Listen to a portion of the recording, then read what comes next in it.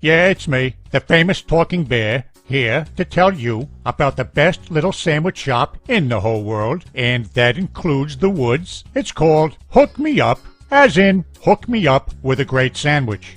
Not the other, more, shall we say, provocative meaning of the phrase. So, exactly what is so special about yet another sandwich shop on the planet? How about over 400 sandwich combinations at your fingertips? Or paw tips, whatever the case may be. Simply put, if it's edible and you can put it between two slices of bread, chances are you can get it at Hook Me Up Gourmet Sandwiches. And may I humbly suggest the first sandwich you try be the Teddy in the Bready, a carnivorous culinary delight aptly named in honor of yours truly. Now, personally, I did not fight my way up to the top of the food chain by avoiding meat. But if being non-carnivorous is your thing, Hook Me Up also offers a plethora of vegetarian sandwiches for all of you plant-eating primates out there. And did I mention Hook Me Up also has amazing shakes too?